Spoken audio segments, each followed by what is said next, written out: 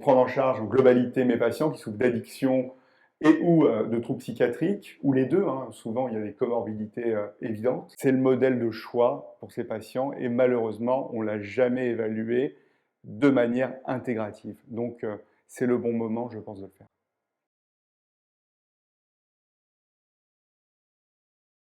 L'addiction, c'est une maladie chronique. Elle évolue par rechute, ça fait partie de sa définition. On a des phases de guérison, on a des phases de rémission sur lesquelles on travaille sur du long terme.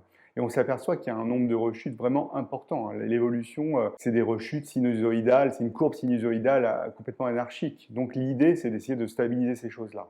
Et on voit que dans le modèle actuel, très médicalisé, les traitements pharmacologiques, couplés à des psychothérapies, la plupart du temps individuelles, mais aussi de groupe, il y a d'autres choses qui se sont surajoutées, mais on voit que dans notre modèle, c'est comme une espèce de grand Lego. C'est plus il va y avoir de pièces dans notre Lego de soins, plus le patient va adhérer ou la patiente va adhérer et va être dans quelque chose qui va au-delà du soin, j'ai envie de dire, on est dans le bien-être parce qu'on fait du bien-faire. Et c'est ça qui est important pour moi, pour tous les types de patients. Après, on a des situations complexes, comme dans d'autres maladies, et l'idée, c'est de réduire le risque au maximum.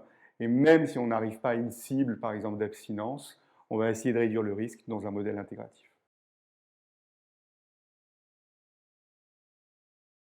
Pour moi, l'Institut Raphaël, c'est le modèle qui va me permettre d'aller plus loin avec mes patients et mes patientes, de leur apporter plus de bien-être. Et pour moi, avoir une équipe multidisciplinaire, parce qu'on parle beaucoup de multidisciplinarité, de modèle multimodal, etc.